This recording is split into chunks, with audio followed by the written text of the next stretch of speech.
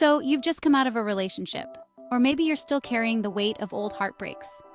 Before you even think about swiping right or jumping back into the dating pool, let's talk about how to truly heal first, so you can avoid repeating the same mistakes and pitfalls. Healing isn't just about moving on, it's about understanding yourself, growing, and making sure you're ready for something new. Let's dive into why self-care is the real secret to finding love that lasts. First up, seek support. After a breakup, it's easy to feel lost or overwhelmed. Talking to a therapist can help you process what happened, understand your patterns, and break the cycle of unhealthy relationships. For example, after my last breakup, I realized I kept choosing partners who didn't respect my boundaries. Therapy helped me see why and how to change that. If therapy isn't accessible, consider talking to a counselor at school or work, or even joining an online support group. Sometimes, just having a safe space to talk things out can make a world of difference. Next, practice self-reflection. Take time to journal about your past relationships. What worked? What didn't? Be honest with yourself. Maybe you noticed you always ignored red flags, or you lost yourself trying to please someone else. Write it down. Seeing it on paper can be a real eye-opener. Try making a list of lessons learned, or write a letter to your past self. This process isn't always easy, but it's a powerful way to gain clarity and move forward. Don't underestimate the power of a support network. Lean on friends and family who genuinely care about you. After my breakup, my best friend would check in every week just to make sure I was okay. Sometimes, just having someone listen can make all the difference. If you're feeling isolated, try reaching out to an old friend or joining a club or group that interests you. Building connections outside of romantic relationships is key to feeling whole and supported. Take care of your body too. Physical self-care isn't just about looking good, it's about feeling good.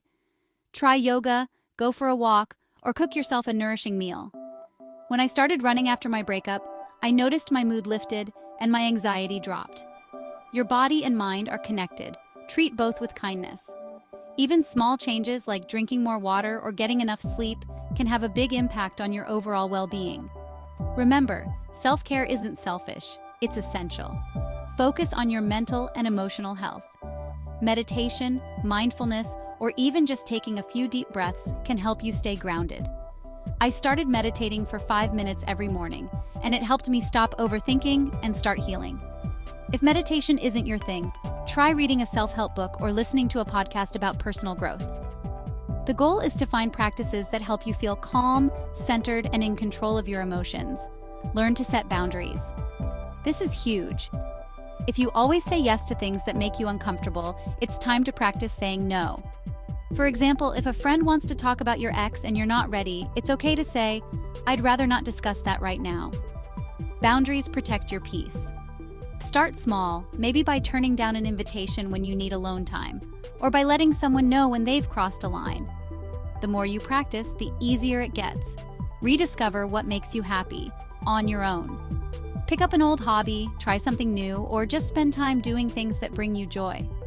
I started painting again after years of neglecting it, and it reminded me that I can create happiness for myself.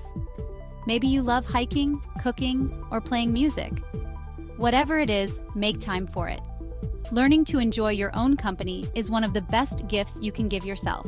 Recognize red flags, both in others and in yourself. Maybe you ignored warning signs before, like someone being controlling or disrespectful. Make a list of your non-negotiables and deal breakers. Next time, you'll spot those red flags sooner and protect your heart.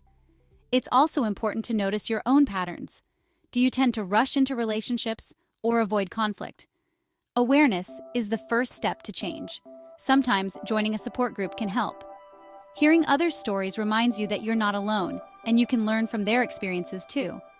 Whether it's an in-person group or an online community, sharing your journey with others can be incredibly healing.